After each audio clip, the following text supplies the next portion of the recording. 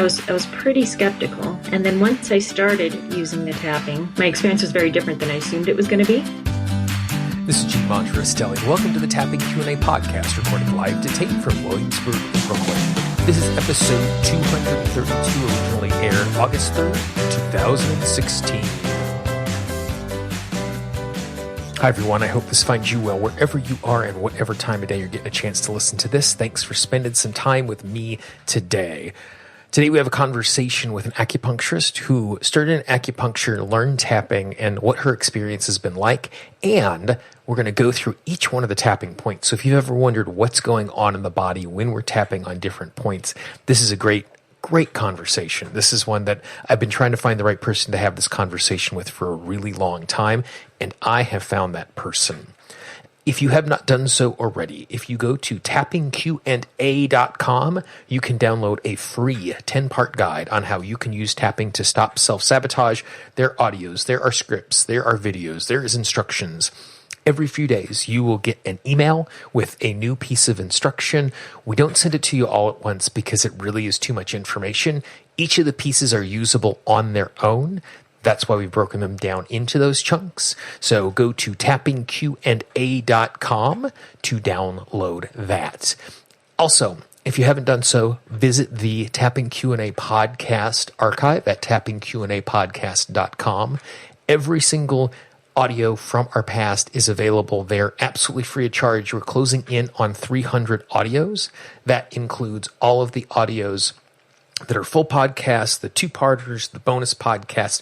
All of that there is free of charge. You can subscribe in iTunes, Stitcher, TuneIn, Google Music Play. You can download the app. In the next few weeks, we're going to have a conversation about personal values, about porn and sexual addiction, about matrix reimprinting, and at the end of August, we're doing the question and answer show where I'm going to be answering all of your questions. If you have a question, tappingqna.com/ask, so we can make sure we get that answered in the show.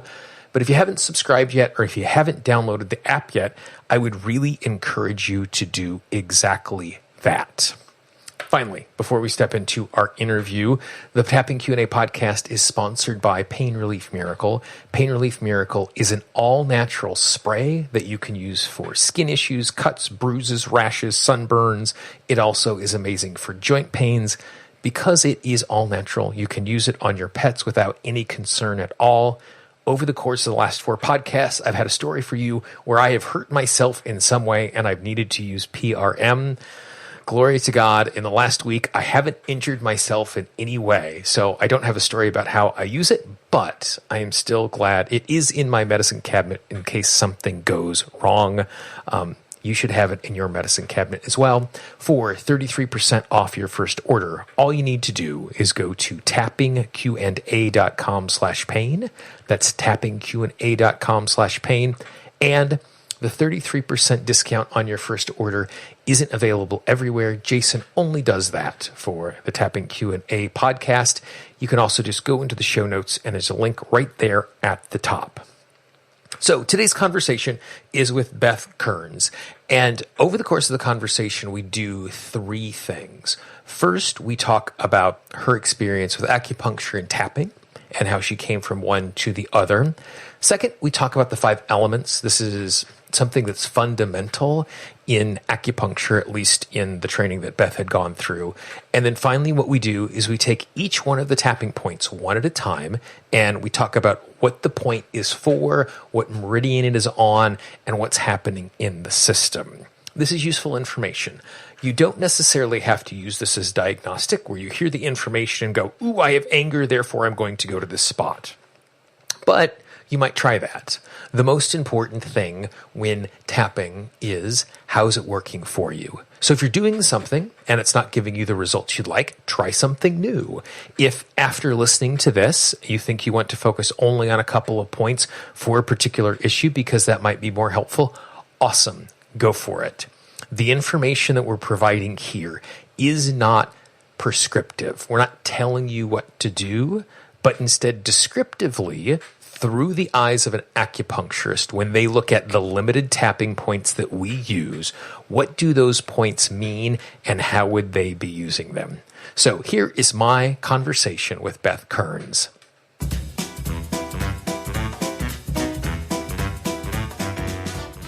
For the uninitiated, other than it's something that uses needles, what exactly is acupuncture? So acupuncture is how we balance somebody's energy, or we call it chi. And so once your energy is balanced and flowing properly, then the body can heal. The body, the mind, the whole person can heal. And that's the basis. It's like if there isn't balance in the system, then the body, it can take longer to heal, or we can get stuck in certain ways, or we get sick. And oftentimes when I'm talking about tapping, I say, well, it's kind of like acupuncture without needles, which is just a shorthand for me to communicate a little bit. From your experience, what is kind of the relationship between acupuncture and tapping? What do they have in common? What's different between the two of them? Well, acupuncture is going to affect the energy or the chi much differently because you're actually contacting the energy directly, and we're moving it in a certain way to create balance in the system. It's deeper. And with the tapping, you're still utilizing those points. At least I believe you're still utilizing those points to move the energy, but it's not. I think it's not as comprehensive, or it's not treating the whole person, if you will. Mm-hmm. So in an acupuncture treatment, it's about looking at the whole person and what's happening, and how do we balance all of that. And so when someone comes in and they're working with you and you're doing diagnostic to figure out what is going on, what is, from a trained professional, what is the process of figuring out where you're going to be going into the system? Because there's more than 200 points that you might be accessing. How do you determine where you're going to go and what you're going to do with one of your clients? That's a good question. And there's actually over 300 points. So how do I determine that? Well, first of all, in my lineage of acupuncture, I am diagnosing a person through the 5 elements. So I'm looking for which element is their main imbalance. Where is the stress point, the weakest point in their system? And so once I diagnose that, I look at how they are in their spirits, how they are mentally, emotionally, and how they're doing physically. And then I check their pulses to see how the energy is moving through the system, if there's any blocks, and if it's balanced. And then I'm also going on, what they're telling me. So what symptoms are they presenting with, and what is their experience? How are they being affected by that? And then the last thing is my felt sense of what's happening, like I'm looking at where their blind spot might be and what they're telling me beyond their words. I take all that into consideration, mm-hmm. and then decide which points would fit together to help bring balance. So sometimes it might be perceived that if I'm only using these 7 points, then that's the most useful thing. And if I'm using points that aren't part of that 7, is that something that's going to slow the healing process down? Or is it just extra information that's in the system that just gets disregarded because these are the points that are necessary for the work that I'm doing? Right. It's more that. It's more that you're going to overload, and too much is not a good thing. Okay. So it will sort of just... it will get in the way or sort of cancel what the other points are trying to do. It's like you would cause chaos in the system. So it's the diagnostic process is not only finding the points that are most useful, but making sure that we're only bringing enough information into the system that allows transformation without bringing too much information or not enough information. Yeah, exactly. One of the things that was kind of presupposed when Roger Callahan was coming up with thought field therapy, which is the predecessor to EFT, was instead of going through this process of figuring out the exact point in each one of these meridian lines, let's just go to the end point. And if we work on the end point, then that's going to be something that's transmitting through the entire meridian. Therefore, it's enough. Is that an accurate assessment of what's going on? Does that make sense as an approach to what they were originally kind of postulating when they started? I do see that. I did notice that with the points that they are often at the end or the beginning mm-hmm. of a meridian. I don't see it in that particular way. Like if you use the end point or the beginning point of a meridian, that it's going to sort of stimulate the whole meridian, if that's sort of it. I don't see that. What has been, as someone who has experienced acupuncture as someone who is a client and someone who does it, what has been your experience with tapping as a tool that is effective? When I first communicated about my concerns about tapping, because I felt like I didn't understand it as an acupuncturist. Mm-hmm. I hadn't really had an experience of it. I was pretty skeptical. And then once I started using the tapping, my whole experience, my experience was very different than I assumed it was going to be. Yeah. And so I guess what it's been is often, if not always actually, that I've used it, or every time that I've used it, I could feel a shift starting to take place. Like often it's like some space that I get from the sort of problem, if you will, that I'm working on, or the block that I'm working on. I'll get a little bit of space so I can see it a little better and it doesn't have me so much. And so that with that comes some relaxation and an ability to look at things from a different perspective, a perspective that's not so caught up in whatever that emotion or block was. And when you had first heard about tapping and you had that question about skepticism, was it just didn't seem like it was doing enough work to have something be effective? What was the root of your skepticism? Yeah, that it wouldn't be enough. What are the 5 elements specifically, and kind of what do each of them represent, or what are they a part of? Okay. So the 5 elements are fire, earth, metal, water, and wood. And so each of those elements have many associations, but the big association is, if you look outside into nature, which season is it associated with? So the fire, for example, right now it's summer. Summertime, it's about warmth. It's warm outside, the sun's hot, the sun's blazing. People are more open and there's more social activities going on, because it's like, your chest can open up in the summer versus in the winter when it's cold. We naturally kind of round forward to keep the warmth in. We're not as open. So the fire, if you look outside, in the summer, the fire can be blazing too hot. It can just be scorching the earth, and there's not enough. If there's not enough water to help bring balance, the earth gets really dry and cracked and can no longer be really fertile, and things start to die. Or you can think of even a fire, fire burning in the fire pit. The fire is burning out of control. It's going to, take everything down in its path. But if it's the opposite, then it's, just smoldering and it's about to go out. The point of all this is that all of that happens within us. So we have the fire element within us. So sometimes we may feel like our fire is burning out of control, or we may feel like we have no fire and we have no passion. Passion is another part of the fire element. So maybe we're disconnected, or we can't really get in touch with our passion. So the next one is what? The earth element is late summer. That's the time of harvest. And this is just an amazing time of year, because you put in all this work, if you were farming or had a garden, you put in all this work and you have this vision of the garden, and now it's coming to fruition. So you get your nourishment, you feel the support from the food that is now going into your storehouse, if you will. So this is where, if we cannot see our harvest, we're going to feel deficient, or we're going to even feel worried, because if you think about it and you don't have any food in your storehouse or your refrigerator, you're going to feel really afraid.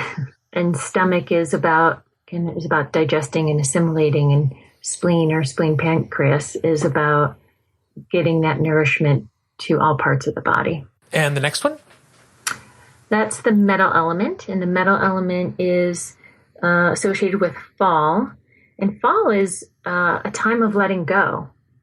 So the leaves are letting go. The leaves are falling to the ground, and the ground is actually taking that nourishment in, so that next year when you go to plant the seeds, the soil will be enriched with nutrients.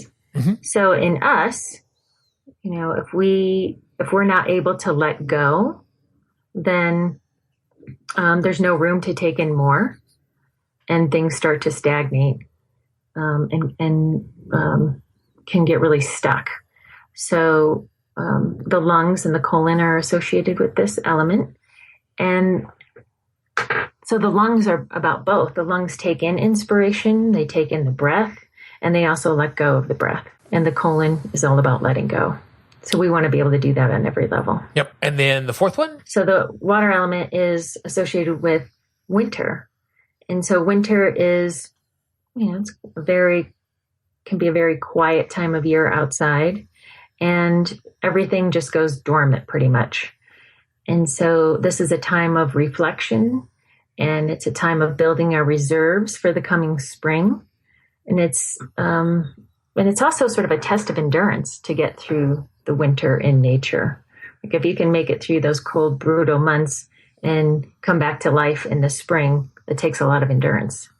So in us, it's really about, hopefully we can slow down in the winter and reflect on what's happened in the past year and where we want to go in the future, and building our reserves for the high energy time of spring. And then the last one. So that's the wood element, and that's associated with spring. And springtime's really exciting. It's a really young time of year, lots of energy, and all the plants are pushing their way through the ground, and there's a lot of animal activity and new birth. So in us, there should be the same thing. Our energy should come up, and we should, ideally have an idea or have some sort of vision for where we want to go in our life, or what life looks like for us. And there should be the clarity and the discernment to decide what is best for us. And also, flexibility is a big piece, because if you just think of a tree, that's the wood element, mm-hmm. and a tree needs to be flexible and strong at the same time. It needs to be upright, but it needs to be flexible so it doesn't snap in the wind. And that's true for us. If we have just strength and no flexibility, we're really rigid. And then we're really rigid in our thoughts and in our movements. Or if we're too flexible, then we can't stand up straight, or, we might say we have no backbone or no boundaries. Would it be possible if we just kind of talked about some of the tapping points and talk about kind of what they're associated with, and what, from your point of view, when you think of that particular point or that particular meridian that it's associated with? I'd love to. What are the points? Again, this is just my understanding. And when we're talking about this idea of beginning and end points, is the eyebrow point isn't actually a beginning or an end. Mm-hmm. There's a point on the inside of the nose. Is that accurate? That's true. And I believe the reason why Callahan, when he was originally choosing the tapping points, chose the eyebrow versus the inside of the nose, is he was concerned that people were going to poke out their own eyes. And so by moving off of the bridge of the nose, it created a little space. So that point on the inside of the nose and the point that's on the inside of the eyebrow, what meridian is that associated with? And then once you kind of talk about that, what, in a larger picture, if you're working with that part of the system, what are you doing work on? So that's on the bladder meridian. And the bladder meridian is associated with the water element. And with that is an emotion, and the emotion is fear for the water element. So I could see why tapping on that would help work with some fear. Mm-hmm. But the actual use of that point is, I use it when the water is sort of jammed up in a person. So with that, if you think about when water is jammed up, it can't go where it needs to go. So we feel stuck, mm-hmm. or we start to feel like things are really building and building and building, but there's no release. So bladder 1, what we call an entry point, and that is used mostly for when there is a block in the system. So like you mentioned, there's one meridian feeds into the next. Mm-hmm. And so, the meridian that feeds into the bladder is the small intestine. So right at that juncture, there can be a block. And so we would use it typically just for that. And so then outside of the eye, the point that's kind of at our temple there, what's that associated with? That's gallbladder 1. And the name of it is called orbit bone.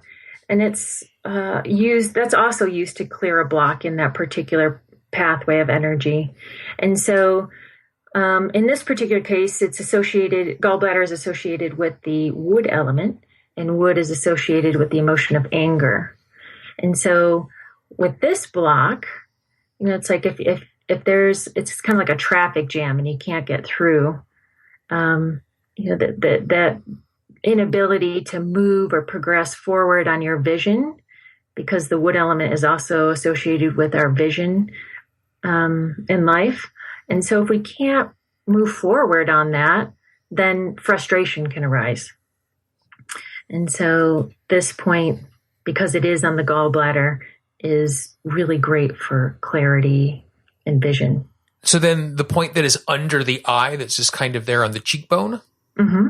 And what point's that? That's receive tears. And so it's on the stomach meridian. And so if you think about the stomach is about digesting and assimilating or integrating. And if we're unable to do that in our life, emotions, for example, will stay undigested and start to build up. Or we won't be able to take in more information or utilize that information in our system. So it's really about releasing and helping our body to digest and integrate. And then under the nose, just there on that top lip? That is middle of man. And this is used for disorganization and integration on more of a heart and soul level. Mm-hmm. So it really helps with a lack of clarity on a deeper level. And so when you say the word disorganization there, are you talking about disorganization of thoughts, a disorganization of clarity, or are you talking about something specifically that's happening energetically inside of the body? All of that. Okay. All of these points are everything that I talk about, what they're used for, is good for any level. So then that chin point, which actually isn't the pointy part of the chin, but was between the lip and the chin. Mm-hmm. What's that? Receiving fluid. So this one is for cleansing and like washing away any stagnation, especially in particular in the mind or the spirit. So because in the name there's fluid, so it has to do with maybe when we're dried up in our thoughts or in our spirit and we don't have much fluidity because we're so dried up. It brings that fluidity back and allows more free flowing again. And it's also really good for excessive fears and for relaxing tension and anxiety. And one of the teachers, Neil Gumenick, he would say it's for when people have this feeling of I see what I'm doing to myself, but I can't stop. The next one, and this is kind of like my money spot. Like if I'm only going to tap on one thing, the one that's going to bring me calm is this one of the collarbone. What's the collarbone point? That's called storehouse. Okay. And it is at a pretty, I love this point. I love any of the points on the chest because they really are great for working on our deepest level, on our spirit or essence level. So it is used for depletion on any level because it's a storehouse. So if our storehouse doesn't have anything in it or we're unable to access it, then we have depletion. And so it can help us with our energy. It's good for if we have burnout or we're overdoing it or thinking too much. And then additionally, it is on the kidney meridian, which is associated with water element and again, associated with fear. And then oftentimes we'll tap under the arm on a sore spot under there. Is that one of the points that's actually part of the system as well? Or is that something else? And what's that? What's that sore spot that's under the arm? That is a point on the spleen meridian, and it's called great enveloping. So it's like a big hug from your mother, and Okay. it's very uniting and harmonizing. So it helps harmonize the whole system or all the meridians, and it helps improve communication. And so it can help, like if you feel cut off from nourishment in your life, which then could cause uneasiness or fear or being afraid, or worry, because where is this nourishment going to come from? Mm-hmm. And again, because it's like the hug from the mother, it just brings an unconditional love or feeling of unconditional love and safety, and that everything's going to be okay. Now, the next spot is one that not many tappers use, and I think the reason they don't use it is it's a little embarrassing to teach. I've heard it referred to as the liver spot. It is located right on the rib cage, directly below the nipple. That would be liver 14, and that is an exit point. So that's the end of a meridian, of the liver meridian, and it's called Gate of Hope. So it's about, if a gate is stuck or can't open very well, we might feel like we can't access something. And in this case, because it's a gate of hope, we might feel hopeless. And especially about the future in particular, because liver is the wood element, and the wood element is again about vision and clarity in our future. So if this gate is not freely able to open and close, we'll feel frustrated, anger, probably short-tempered, that kind of thing. On the hand, at least when I was taught it, there was thumb, index, middle, and pinky finger. So we'll go through those. So the point that's there on the side of the nail bed on the thumb, what's that? So that is lung 11.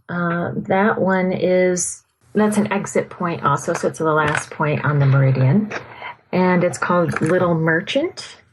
So merchants are, they have all the goods. You go there you'd go to a store. Mm-hmm. And so it's really good to help with getting your needs met, feeling like you have support, that you have what you need. And so then the index finger? The thumb side of the index finger, that's a large intestine point, and that is the first point on the meridian. Mm-hmm. So that one is merchant yang. So again, it's another merchant. It has to do with more, warming and expansive energy. And so it's very revitalizing. It helps us with seeing the value in things and the value within ourselves. And so then the middle finger one? So the middle finger is the end point of the heart protector meridian. It has the wood element within it. So it's really good it's like putting wood on the fire. So if you're feeling like, sort of lackluster, like you're just sort of smoldering, and you need some fuel on your fire, that's what this point is for. So it's really good for helping to grow. And then when I have been taught these points in the fingers, I have been taught to skip the ring finger. Is there not a point there at the ring finger, or is that just a decision that someone made along the way? Well, there is a point, but it's on the opposite side. Ah, okay. And so just out of curiosity, what is that there then? That one is on the triple heater meridian, and that is associated with the fire element. So, again, it has to do with helping build your fire. But more so, let me start with this. So rushing the frontier gate is the name of it. So it's another gate point, because the triple heater has to do with our heating and cooling system, again, on all levels. Mm-hmm. If we're feeling like we're rigid or like we're cold and we can't really warm up to an idea or a person, or we're just frozen in a way, this point will bring warmth to the fire again. And I have heard, again, I don't know if this is true, that there's a spot on the back of the hand that's basically between the extension of the pinky and ring finger and the back of the hand in that little valley. Is that a point that's on the same meridian as the point that's on the outside of the pinky finger? Is that a point? That's the third one on the triple heater, and that's called middle eyelid. So this is also has to do with wood, and it's really helpful for our planning and decision making process. Mm-hmm. So wood, again, is about clarity and vision and future.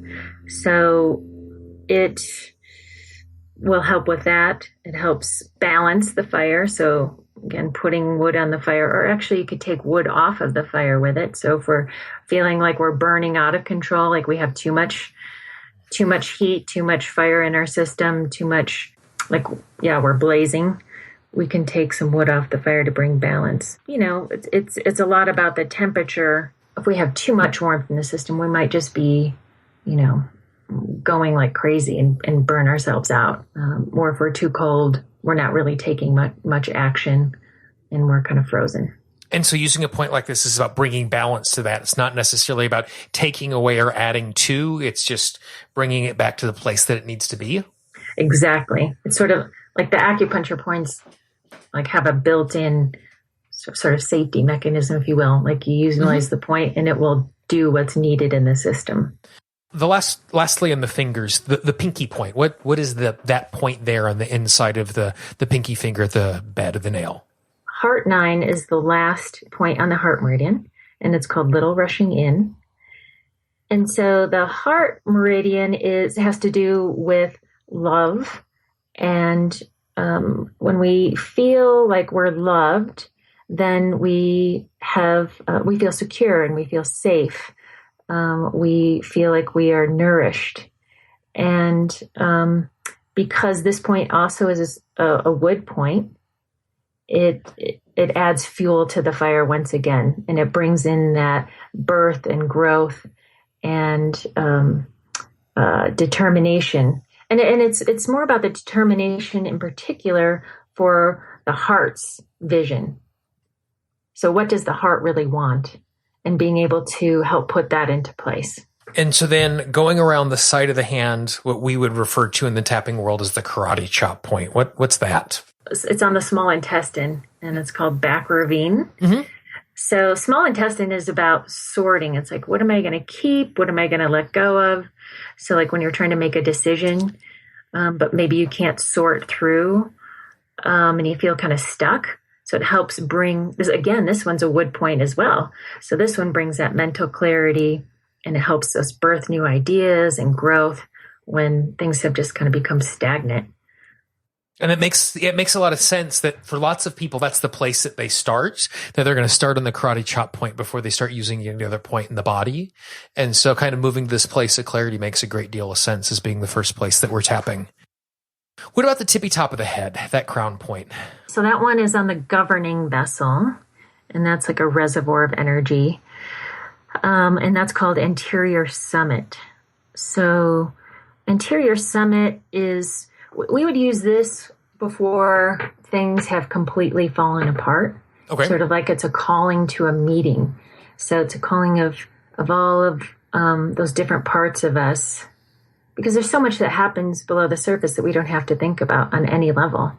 And so and everything works together so beautifully to happen. So on a physical level, you're thinking about, you don't have to think about your heart beating. You have to think about your lungs breathing, your blood flowing, any of that. It just happens. And so, or even that sorting process can happen on an unconscious level. All these things are happening without us having to think about it. And sometimes, the system can start to get out of balance or overwhelmed or sort of out of whack, and things aren't communicating very well.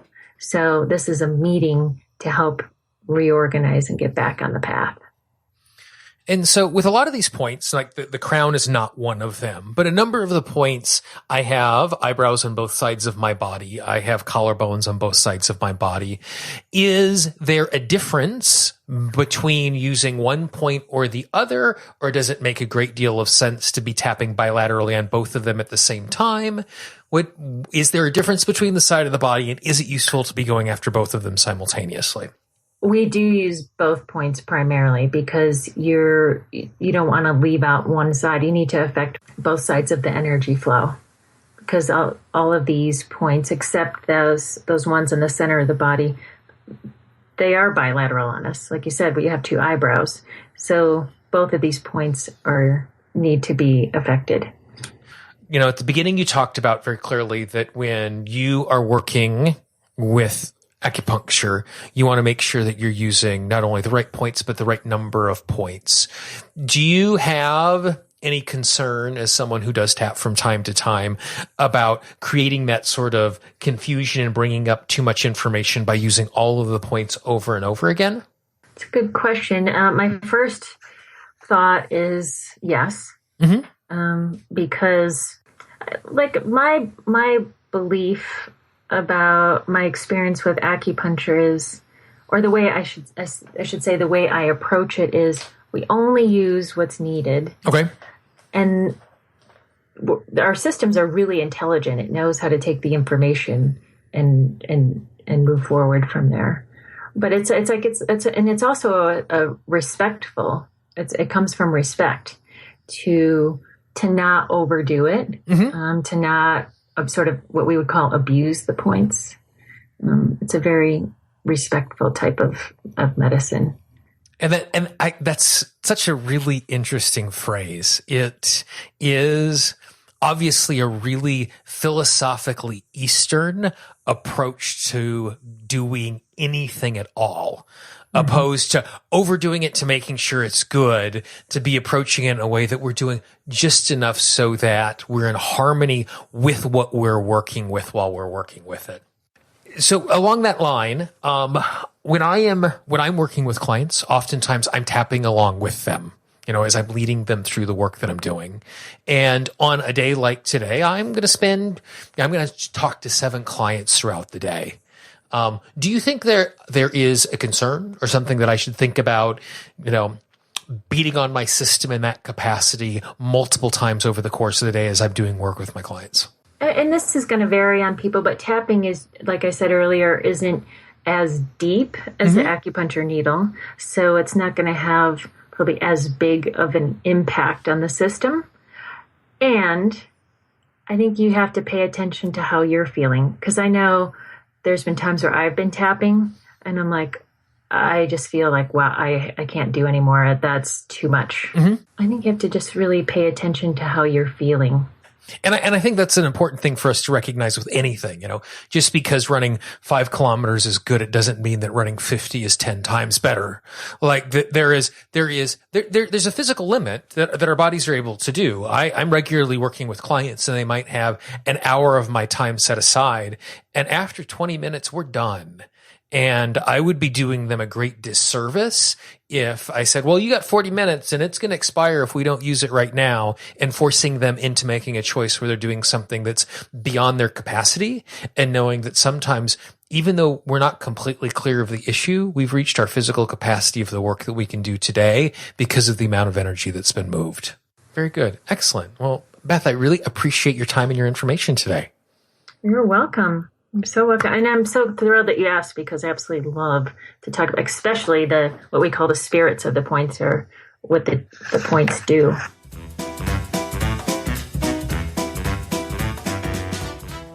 As far as informational content goes, that might be the densest episode ever of the Tapping Q&A podcast. There's so much information in there.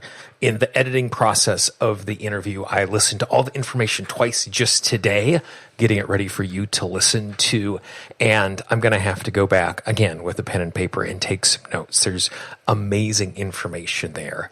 If you'd like some more information about Beth, all you need to do is go to tappingqandapodcast.com, click on the link for episode 232. You can find all of her contact information there. If you happen to be listening to this inside of the Tapping Q&A app, or you're listening to it on a smartphone of any sort, simply go into the show notes and you can find her contact information there. Please visit the Tapping Q&A podcast archives, tappingqandapodcast.com. Like I said, you can download the app there. You can find every episode we have ever recorded. They're there absolutely free of charge. It is too many amazing free resources for you to be passing up. They're just sitting there waiting for you. Please, please, please go take advantage of them. All of my guests were not paid. They gave their time to share amazing content with you. So every single time you go and listen to a back episode, you're actually repaying them by taking advantage and honoring the time that they gave us. Take advantage of the Pain Relief Miracle discount. Go to tappingqna.com/pain to get your 33% off. And we will see between now and next week if I injure myself again and have to use it. I hope not. But like I said, I'm glad it is there, and you will appreciate having it in your medicine cabinet as well. At the end of August, we're doing a question and answer show where I'm going to be answering your questions. I've received a lot of great email questions, but you can also leave me a voicemail. I would love to include some of those in the show as well. Simply go to tappingqna.com/ask, A-S-K, and you can enter a question in there, or you can just record a question right in the website. I would love to hear from you. Finally, if today's episode was useful and you know someone in your life who could use this information as well, please, please, please be our ambassador. Pass the information along. It would really mean a lot to me because there are people in your life who you're going to reach that I'm never going to reach. Don't spam your inbox. Don't send it to everybody in the world. But if there's someone out there you know who could use this, please be our ambassador and pass this along. You can subscribe to the show in iTunes, in Stitcher, in TuneIn, Google Play. We are still the #1 EFT podcast in the Google Play Music Store because we are still the only EFT podcast in the Google Play Store, but that still makes me happy every single time I go in there and look. For the Tapping Q&A podcast, this is Gene Monterastelli. I hope you have a great day, and I will talk to you real soon. Bye-bye. The Tapping Q&A podcast is copyright Gene Monterastelli, Tapping Q&A 2016. All views expressed by guests are those of the guests and not necessarily of Gene Monterastelli or Tapping Q&A.